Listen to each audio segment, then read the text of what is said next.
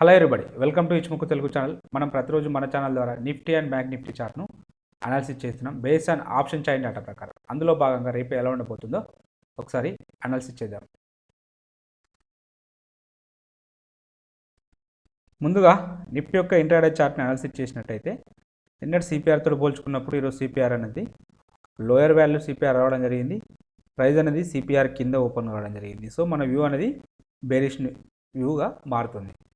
So ఇక్కడ CPR విడ్త్ను consider చేసినప్పుడు వైడ్గానే ఉండడం జరిగింది. అలాగే ప్రీవియస్ డే లో అండ్ S1 డిస్టెన్స్గా ఉండడం జరిగినాయి సో సిపిఆర్కి. కాబట్టి ఈ సందర్భంలో మన వ్యూ అంటే సైడ్ వేస్ ఉండడానికి పాసిబిలిటీ ఉంటుంది. పర్టికులర్గా ఇనిషియల్ వన్ అవర్లో హై లోని మార్క్ చేసుకుంటూ అక్కడ 1 అవర్ దగ్గరలో ఏదైనా ఒక రిజెక్షన్ క్యాండిల్ వస్తే దాని కింద ట్రేడ్ చేసుకోవడానికి మనకు అవకాశం ఉంటుంది. లేదా 1 అవర్ లో దగ్గర మనకి ఏదైనా బయింగ్ ఆపర్చునిటీ వస్తే అక్కడ బై చేసుకోవడానికి అవకాశం అయితే ఉంటుంది. సో అలాంటి సినారీ ఉండడానికి పాసిబిలిటీ ఉంటుందని చెప్పి మనం సిపిఆర్ విడ్త్ను బట్టి ఒక అంచనాకైతే రావచ్చు. సో మరి చూద్దాం ఒకసారి ఏం జరిగిందో.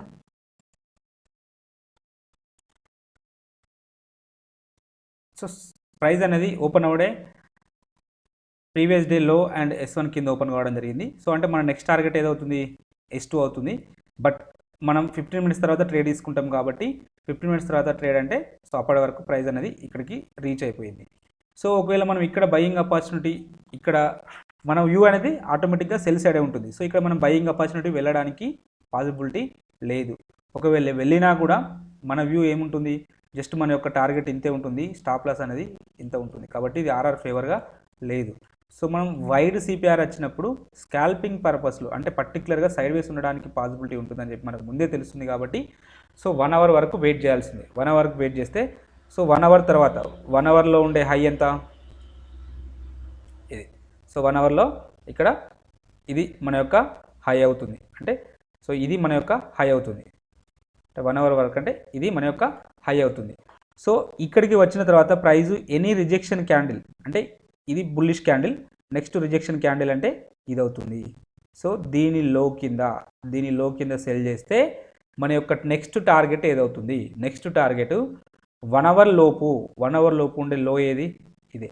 అంటే ఇది మన యొక్క లో అవుతుంది. కాబట్టి ఇక్కడ వరకు వెళ్ళడానికి పాసిబిలిటీ ఉంటుందని చెప్పి మనం ఇక్కడ దీని ప్రకారం ఇక్కడ సెల్ చేస్తే మన టార్గెట్ ఇక్కడ వరకు ఈజీగా అచీవ్ కావడం అయితే జరిగింది. సో మీ స్టాప్ లాస్ ఎంత ఉంటుంది, ఓన్లీ దీనికి కొంచెం పైన ఉంటుంది. దీనికి 1:3 టైమ్స్ రావడం జరిగింది. బట్ బెటర్ టు బుక్ 1:2 ఇక్కడే బుక్ చేసుకోవచ్చు. లేదా మనకు ఈ సిపిఆర్ విడ్త్ అనేది కన్ఫర్మేషన్గా చెప్తుంది కాబట్టి మనం ఈ లో వరకు వెళ్ళడానికి పాసిబిలిటీ ఉంటుంది. సో ఇది కావాలంటే ఈ స్ట్రాటజీని మీరు బ్యాక్ టెస్ట్ చేయండి. సిపిఆర్గా వైడ్ వచ్చినప్పుడు ప్రైజెస్ అనేది ఎలా మూవ్మెంట్ ఉంటుంది అని చూడండి. సో ఇక మళ్ళీ రెండోసారి ఇదే ప్రైస్ అనేది మనకు ఇనిషియల్ బ్యాలెన్స్ యొక్క లోకి రావడం జరిగింది. లోకి వచ్చినప్పుడు పర్టికులర్గా ఇలా మనం ఒక జోన్ డ్రా చేసుకుంటే ఇది ఒక డిమాండ్ జోన్గా యాక్ట్ అవుతుంది. చూడండి. సో ప్రైజెస్ అనేవి ఇక్కడికి వచ్చినప్పుడు నెక్స్ట్ మన టార్గెట్ ఏంటిది, మళ్ళీ మనం ఏదనుకున్నాం ఇందాక ఇదే కదా, ఇనిషియల్ బ్యాలెన్స్ హై ఇదే అవుతుంది కదా. సో అది ఇక్కడనే అచీవ్ కావడం అయితే జరిగింది, ఈజీగా అచీవ్ కావడం జరిగింది. సో ఇలా ట్రేడ్ చేయడానికి ప్లాన్ చేయండి. సో ఈ సిపిఆర్ మీద ఉండే స్ట్రాటజీస్ అన్నీ ప్రాక్టీస్ చేయండి. డెఫినెట్గా ఎవ్రీ డే ఏదో ఒకటి అయితే వర్క్ కావడానికి పాసిబిలిటీ ఉంటుంది. ఒక వీక్లో 5 డేస్లలో ఏదో ఒకటి వర్క్ కావడానికి పాసిబిలిటీ ఉంటుంది. ఇన్ కేస్ ఒకవేళ వర్క్ కాకపోతే ఆ ఒక్కరోజు కాకుండా మిగతా 4 రోజులు అయితే డెఫినెట్గా వర్క్ అయితే కావడానికి పాసిబిలిటీ ఉంటుంది. సో ఇలా పర్టికులర్గా ఇలా వైడ్ సిపిఆర్ వచ్చినప్పుడు ఈ స్ట్రాటజీని యూజ్ చేయడానికి అయితే ప్లాన్ చేయండి.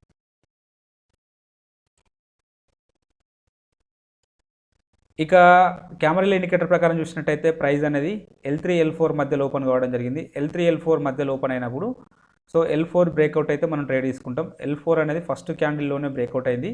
సో 15 మినిట్స్ వరకు వెయిట్ చేస్తే 15 మినిట్స్ తర్వాత ప్రైస్ అనేది ఇక్కడికి రీచ్ కావడం జరిగింది. సో ఈ సందర్భంలో లో అనేది ఇది అవుతుంది.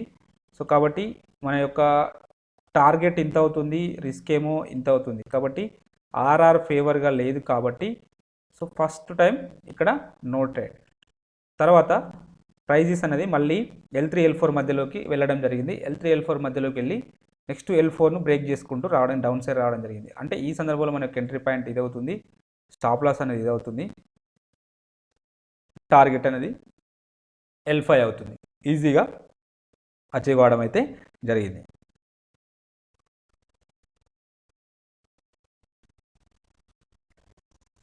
ఇక సప్లై డిమాండ్ జోన్స్ని యాడ్ చేసినట్టయితే మనం ఇవ్వబడిన జోన్కి ప్రైస్ అనేది సో ఫస్ట్ క్యాండిల్లోనే రీచ్ కావడం జరిగింది. కన్ఫర్మేషన్ క్యాండిల్ ఎంట్రీ తీసుకోమన్నాను. కన్ఫర్మేషన్ క్యాండిల్ ఎంట్రీ తీసుకుంటే ఇది మన యొక్క ఎంట్రీ పాయింట్ అవుతుంది. ఇది మన యొక్క స్టాప్ లాస్ అవుతుంది. స్టాప్ లాస్ అయితే హిట్ కావడం జరిగింది. సరే, లేటర్ పీరియడ్లో మళ్ళీ ప్రైజెస్ అనేవి ఇక్కడికి పుల్ బ్యాక్ రావడం జరిగింది. పుల్ బ్యాక్ వచ్చే మళ్ళీ ఇది మన యొక్క ఎంట్రీ పాయింట్ అవుతుంది.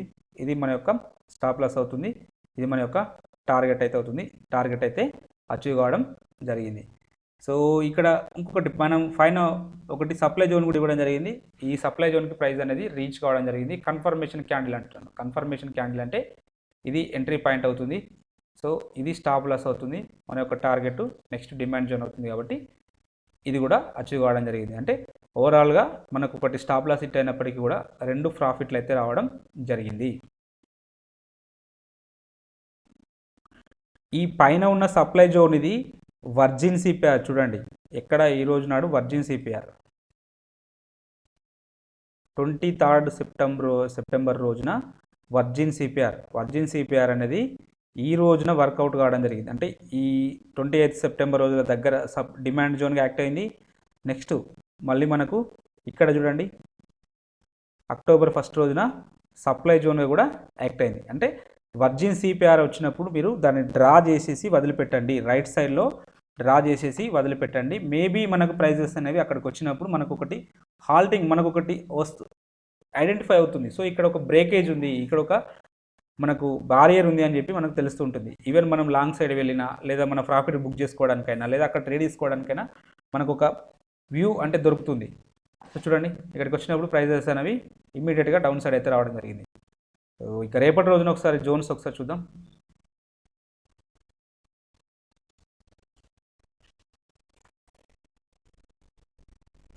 రేపటి రోజున ఈ 2 జోన్స్ని మార్క్ చేసుకోండి. ఈ గ్యాప్ కూడా మనకు ఒక జోన్ లాగా యాక్ట్ అవుతుంది.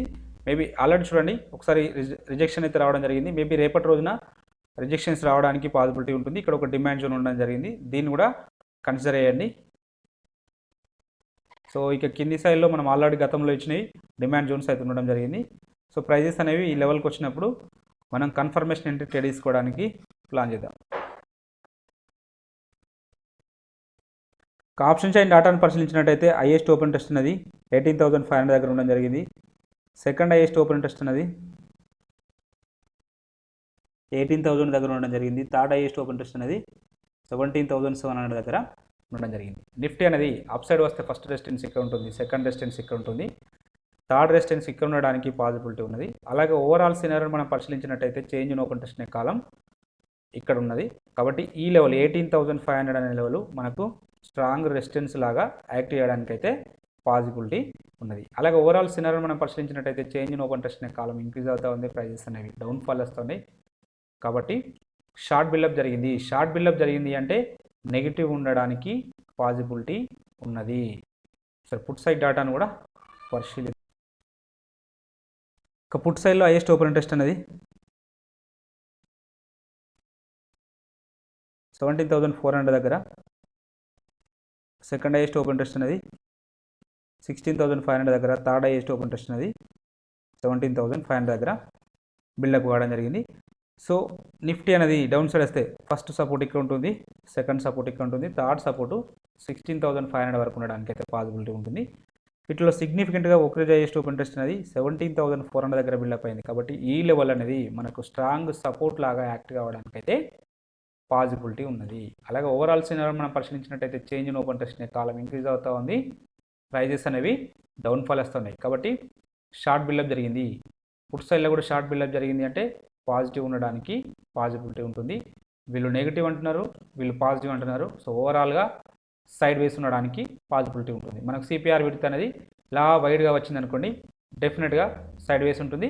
సో ఇలా సిపిఆర్ విడ్త్ అనేది వైడ్గా వచ్చినప్పుడు మనం ఇనిషియల్ బ్యాలెన్స్ హై లోస్ చూసుకుంటూ అక్కడ supply zones demand zones mark చేసుకుంటూ మనం ట్రేడ్ చేసుకున్నట్టయితే మనం ప్రాఫిట్లో ఉండడానికి అయితే అవకాశం అయితే ఉంటుంది. హెజ్ముఖ్ ఇండికేటర్ ప్రకారం అనాలిసిస్ చేసినట్టయితే ప్రైస్ అనేది కన్వర్జేషన్ లైన్ కింద బేస్ లైన్ పైన క్లౌడ్ పైన ట్రేడ్ అవుతూ ఉంది. సో నేను చెప్పాను చూడండి, ఈ కన్వర్జేషన్ లైన్ ట్రేడ్ అయితే నెక్స్ట్ టార్గెట్ బేస్ లైన్ అవుతుంది, బేస్ లైన్ అవుతుందని చెప్పాను. బట్ మినిమం ఈ స్పాన్ ఏ కూడా అవుతుందని చెప్పాను. ఎగ్జాక్ట్గా స్పాన్ ఏ దగ్గర సపోర్ట్ ఇస్తుంది. సో నెక్స్ట్ టార్గెట్ ఏంటంటే, ఇన్ కేస్ ఈ లో అనేది బ్రేక్అవుట్ అయితే నెక్స్ట్ బేస్ లైన్ దాకా వస్తుంది. బేస్ లైన్ వచ్చేసి ఎంత ఉంది, 17,256 దగ్గర ఉంది. కాబట్టి ఇక్కడ వరకు 17,250 వరకు రావడానికి అయితే పాసిబిలిటీ ఉంటుంది. సో ఇన్ కేస్ ఈ లెవెల్ బ్రేక్అవుట్ అయితే మనం క్లౌడ్ దాకా వచ్చినా ఆశ్చర్యపోనక్కర్లేదు. బట్ క్లౌడ్ దాకా రాకపోవచ్చు, ఎందుకంటే ఫ్యూచర్ కుమో అనేది బులిష్లో ఉంది. ఈ ఫ్యూచర్ కుమో బులిష్లో ఉంది కాబట్టి ప్రైజెస్ అనేవి 1 or 2 డేస్ మేబీ ఇక్కడ 250 వరకు వచ్చేసి మళ్ళీ ఇక్కడ నుంచి బౌన్స్ తీసుకోవడానికి వెళ్ళడానికి పాసిబిలిటీ ఉంటుంది. సో ఒకవేళ కంటిన్యూగా ఒక 1 వీక్ మొత్తం ఈ మనకు conversation line and base line మధ్యలో మూవ్ అయితే మాత్రం ఇక్కడ వీటిలలో మార్పు వస్తుంది, స్పాన్ ఏలో మార్పు వస్తుంది. స్పాన్ ఏ అనేది డౌన్ ఫాలింగ్ అవుతూ ఉంటుంది. సో ఇది ఇలా ఫ్లాట్గా ఉంటే అప్పుడు ఇది ఫ్యూచర్ కుమో అనేది బేరిష్నెస్ అనేది మారుతుంది. అప్పుడు ఫ్యూచర్ కుమో బేరిష్గా మారితే మాత్రమే మనం ప్రైజ్లో లేదా అంటే నిఫ్టీలో డౌన్ ట్రెండ్ లేదా కరెక్షన్ మూవ్ అనేది ఎక్స్పెక్ట్ చేయవచ్చు. అంటిల్ అండ్ అన్లెస్ అప్పటి వరకు ప్రైజెస్ అనేవి మనకు అంటే 1 or 2 డేస్ సైడ్ వేస్లో మూవ్ అయిపోయి నెక్స్ట్ ఈ కన్వర్జేషన్ లైన్ పైన ట్రేడ్ అయింది అనుకోండి, డెఫినెట్గా కొత్త హై ఫామ్ చేయడానికి అయితే పాసిబిలిటీ ఉంటుంది. సో ఇట్లా అనాలిసిస్ చేసుకోండి, డెఫినెట్గా మీరు ఇచ్చుముక్ ఇండికేటర్ అనేది మీకు హెల్ప్ఫుల్ అవుతుంది డెఫినెట్గా. ఇక అవర్లీ టైం ఫ్రేమ్లో చూద్దాం. సో ఇక అవర్లీ టైం ఫ్రేమ్లో చూసినట్టయితే ప్రైస్ అనేది క్లౌడ్ కింద ట్రేడ్ అవుతూ ఉంది, conversation line and base line కింద ట్రేడ్ అవుతూ ఉంది. సో ఇది బేరిష్నెస్, అవర్లీ టైం ఫ్రేమ్లో ఇది బేరిష్నెస్ను షో చేస్తుంది.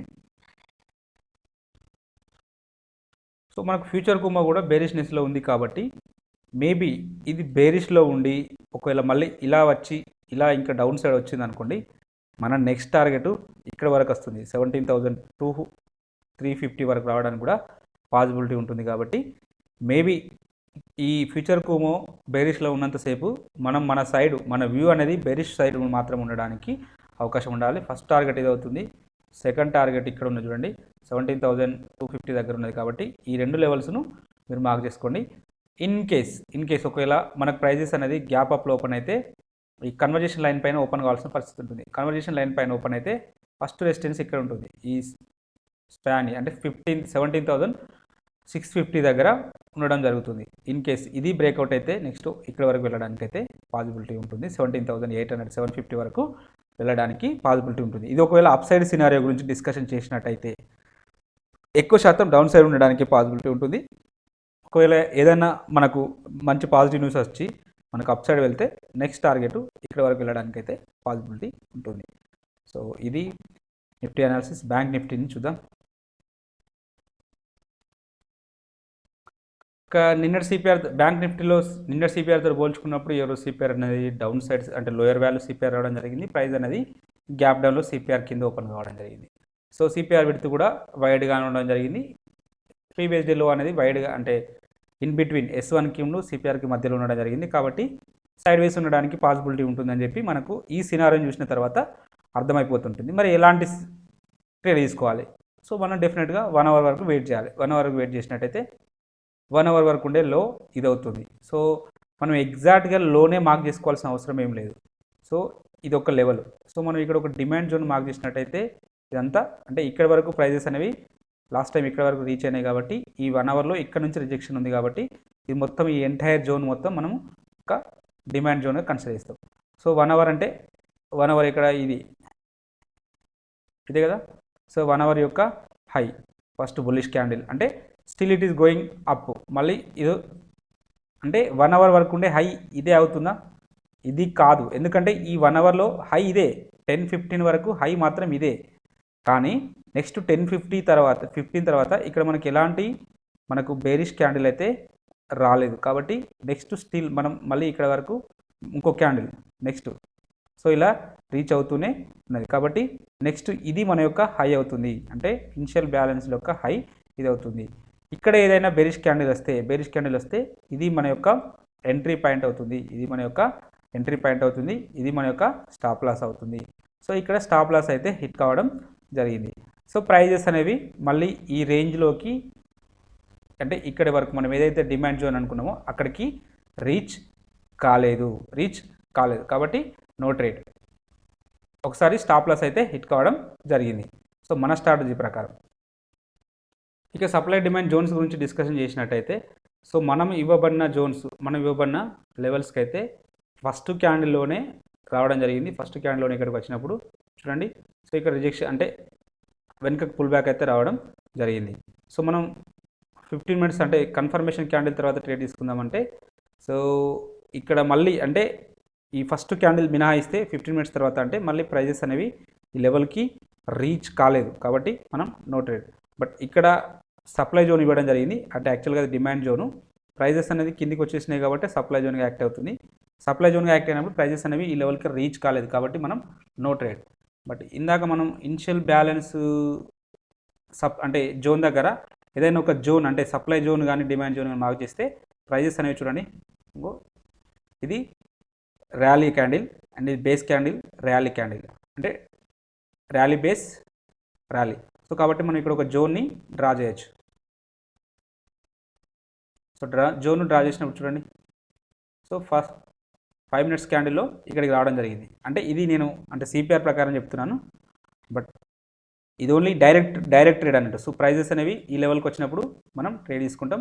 సో మినిమం 1:2 టార్గెట్ అయితే అచీవ్ కావడం అయితే జరిగింది. సో అంటే ఈ వైడ్ సిపిఆర్ వచ్చినప్పుడు ఎగ్జాక్ట్గా లో హై అని ఏం లేదు, ఎగ్జాక్ట్గా ఇనిషియల్ బ్యాలెన్స్ యొక్క లో హై అని ఏం లేదు. పర్టికులర్గా ఆ ఇనిషియల్ బ్యాలెన్స్ దగ్గర అంటే హై దగ్గర ఎనీ సప్లై జోన్, ఆ లో దగ్గర ఎన్ని డిమాండ్ జోన్ ఉంటే అట్లా కూడా మార్క్ చేసుకున్నా కూడా మనకు ఆ ట్రేడ్స్ సక్సెస్ కావడానికి అయితే పాసిబిలిటీ ఉంటుంది. సో ఇక రేపటి రోజున జోన్స్ డ్రా చేసినట్టయితే మనకు పెద్దగా క్వాలిటీ జోన్స్ అయితే ఏమీ కనబడట్లేదు. ఇక ఒకవేళ జోన్స్ డ్రా చేస్తే ఇక్కడే దగ్గరలోనే లెవెల్ ఉంది, కాబట్టి మనం ఈ జోన్స్ను వీటినే కంటిన్యూ చేద్దాం. రేపటి రోజున ఈ జోన్స్నే కంటిన్యూ చేద్దాం. సో ఈ జోన్స్ని ఉంచుదాం. ఒకవేళ ఇంకేదైనా బెటర్ జోన్స్ ఉంటే నేను టెలిగ్రామ్ ద్వారా అప్డేట్ చేస్తాను, అంటే ఇన్ బిట్వీన్ ట్రేడింగ్ మధ్యలో. సో ఎవరైనా ఇంట్రెస్ట్ ఉంటే టెలిగ్రామ్ ఛానల్లో జాయిన్ కాండి. ఇక బ్యాంక్ నిఫ్టీ యొక్క ఆప్షన్ చైన్ డేటాను కాల్ సైడ్లో చూసినప్పుడు హైయెస్ట్ ఓపెన్ ఇంట్రెస్ట్ అనేది 38,000 దగ్గర బిల్డప్ అవ్వడం జరిగింది. సెకండ్ హైయెస్ట్ ఓపెన్ ఇంట్రెస్ట్ అనేది 37,500 దగ్గర బిల్డప్ అవ్వడం జరిగింది. థర్డ్ హైయెస్ట్ ఓపెన్ ఇంట్రెస్ట్ అనేది 38,500 దగ్గర బిల్డప్ అవ్వడం జరిగింది. సో బ్యాంక్ నిఫ్టీ అనేది అప్ సైడ్ వస్తే ఫస్ట్ రెసిస్టెన్స్ ఇక్కడ ఉంటుంది, సెకండ్ రెసిస్టెన్స్ ఇక్కడ ఉండడానికి పాసిబిలిటీ ఉంటుంది, థర్డ్ రెసిస్టెన్స్ ఇక్కడ ఉండడానికి పాసిబిలిటీ ఉంటుంది. వీటిలో సిగ్నిఫికెంట్గా ఒకే రోజు హైయెస్ట్ ఓపెన్ ఇంట్రెస్ట్ అనేది ఇక్కడ బిల్డప్ అవ్వడం జరిగింది, 38,000 దగ్గర బిల్డప్ అవ్వడం జరిగింది. అంటే ఈ లెవెల్ మనకు స్ట్రాంగ్ రెసిస్టెన్స్ లాగా యాక్ట్ చేయడానికి అయితే పాసిబిలిటీ ఉంటుంది. అలాగే ఓవరాల్ సినారియోని మనం పరిశీలించినట్టయితే చేంజ్ ఇన్ ఓపెన్ ఇంట్రెస్ట్ అనే కాలం ఇంక్రీజ్ అవుతా ఉంది, ప్రైజెస్ అనేవి డౌన్ఫాల్ వస్తున్నాయి. కాబట్టి షార్ట్ బిల్డప్ జరిగింది అంటే నెగిటివ్ ఉండడానికి పాసిబిలిటీ ఉన్నది. పుట్ సైడ్ డాటాను కూడా పరిశీలిద్దాం. ఇక పుట్ సైడ్ డాటాను పరిశీలించినట్టయితే హైయెస్ట్ ఓపెన్ ఇంట్రెస్ట్ అనేది 37 దగ్గర ఉన్నది, సెకండ్ హైయెస్ట్ ఓపెన్ ఇంట్రెస్ట్ అనేది 36 దగ్గర ఉన్నది, థర్డ్ హైయెస్ట్ ఓపెన్ ఇంట్రెస్ట్ అనేది 36.5 దగ్గర ఉన్నది. బ్యాంక్ నిఫ్టీ అనేది డౌన్ సైడ్ వస్తే ఫస్ట్ సపోర్ట్ ఇక్కడ ఉంటుంది, సెకండ్ సపోర్ట్ ఇక్కడ ఉంటుంది, థర్డ్ సపోర్ట్ ఇక్కడ ఉండడానికి పాసిబిలిటీ ఉన్నది. వీటిలో సిగ్నిఫికెంట్గా ఒకే రోజు హైయెస్ట్ ఓపెన్ ఇంట్రెస్ట్ అనేది ఇక్కడ బిల్డప్ అయింది. అంటే 37,000 అనే లెవెల్ మనకు స్ట్రాంగ్ సపోర్ట్ లాగా యాక్ట్ చేయడానికి అయితే పాసిబిలిటీ ఉన్నది. అలాగే ఓవరాల్ సినారియోని మనం పరిశీలించినట్టయితే చేంజ్ ఇన్ ఓపెన్ ఇంట్రెస్ట్ అనే కాలం ఇంక్రీజ్ అవుతూ ఉంది, ప్రైజెస్ అనేవి ఇంక్రీజ్ అవుతున్నాయి. కాబట్టి లాంగ్ బిల్డప్ జరిగింది అంటే నెగిటివ్ ఉండడానికి పాసిబిలిటీ ఉంటుంది. సో వీళ్ళు కూడా నెగిటివ్ అంటున్నారు, వీళ్ళు నెగిటివ్ అంటున్నారు, కాల్ వాళ్ళు నెగిటివ్ అంటున్నారు, పుట్ వాళ్ళు నెగిటివ్ అంటున్నారు. కాబట్టి ఓవరాల్గా నెగిటివ్ ఉండడానికి పాసిబిలిటీ ఉంటుంది. ఎనీహౌ మన ఫేవరెట్ ఇండికేటర్ అయిన ఇచ్ముఖి ప్రకారం కూడా ఒకసారి చూద్దాం.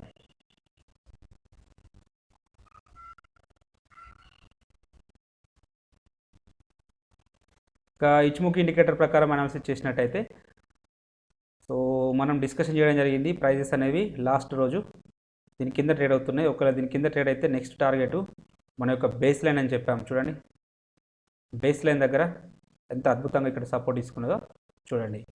సో మనం ఎక్కడ వరకు వెళ్ళడానికి పాసిబిలిటీ ఉంటుందని చెప్పి మనం ప్రెడిక్ట్ చేయడానికి అయితే పాసిబిలిటీ ఉంటుంది. 100% ప్రెడిక్ట్ చేయలేకపోయినా కూడా ఒక 82%, 80% వరకు మనం ప్రైజెస్ అనేవి ఇక్కడ వరకు వెళ్ళడానికి పాసిబిలిటీ ఉంటుందని ఇంట్రాడేలో మనం ఇలా డే క్యాండిల్ కానీ అవర్లీ క్యాండిల్ కానీ మనం మార్క్ చేసుకున్నట్టయితే డెఫినెట్గా అవి సక్సెస్ కావడానికి అయితే పాసిబిలిటీ ఉంటుంది ఆ ట్రేడ్స్. చూడండి సో ఇక్కడ సపోర్ట్ తీసుకుంది.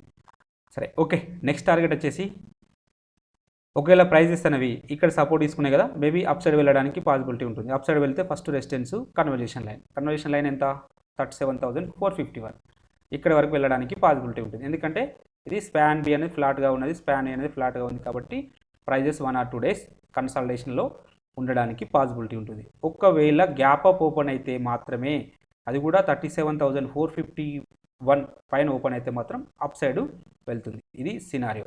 అంటే ఈ ఇన్ బిట్వీన్ ఈ రెండింటి మధ్యలో ఓపెన్ అయితే ప్రైస్ సినారియో అది. ఒకవేళ దీనిపైన ఓపెన్ అయితే బుల్లిష్, ఈ రెండింటి మధ్యలో ఉంటే మాత్రం సైడ్ వేస్. ఇన్ కేస్ ఒకవేళ థర్డ్ కేసులో వచ్చేసి ప్రైజెస్ అనేవి గ్యాప్ డౌన్లో ఓపెన్ అయినాయి లేదా ఈ లెవెల్ని బ్రేక్ అయినాయి, ఈ లెవెల్ ఈ క్యాండిల్ యొక్క లో బ్రేక్అవుట్ అయింది, బేస్ లైన్ కింద సస్టైన్ అయినా అనుకోండి. సో మన నెక్స్ట్ టార్గెట్ అనేది క్లౌడ్ వరకు రీచ్ కావచ్చు. పర్టికులర్గా ఇక్కడ వరకు రావడానికి 35,600 వరకు రావడానికి అయితే పాసిబిలిటీ ఉంటుంది. కాబట్టి కొంచెం జాగ్రత్తగా ట్రేడ్ తీసుకోండి. 35,600 వరకు రావడానికి పాసిబిలిటీ ఉంటుంది. బట్ బేస్ లైన్ బ్రేక్అవుట్ అయితేనే మనకు ఈ ఫ్యూచర్ కుమో బుల్లిష్లో ఉంది కాబట్టి మరి ఇంత దూరం రాకపోవచ్చు. సో ఈ ఫ్యూచర్ కుమో మారితేనే మనం ఈ లెవెల్ ఆఫ్ ది ఫాలింగ్ మనం ఎక్స్పెక్ట్ చేయొచ్చు. అంటే ఇది బుల్లిష్ ఉన్నంతసేపు మనం బుల్లిషే ఉండొచ్చు. బట్ మనకు కన్ఫర్మేషన్ రావాలంటే మాత్రం కన్వర్జేషన్ లైన్ పైన ట్రేడ్ అవుతూనే కన్ఫర్మ్గా బుల్లిష్ ఉండడానికి పాసిబిలిటీ ఉంటుంది. అంటిల్ అండ్ అన్లెస్ ప్రైజెస్ అనేవి సైడ్ వేస్ ఉండడానికి పాసిబిలిటీ ఉంటుంది. ఏదైనా ఇంట్రాడే టైం ఫ్రేమ్లో వస్తే తక్కువ టైం ఫ్రేమ్లో మనం సెల్ సైడ్ అయితే ఆలోచిద్దాం. ఇది డే క్యాండిల్. అవర్లీలో చూద్దాం ఒకసారి.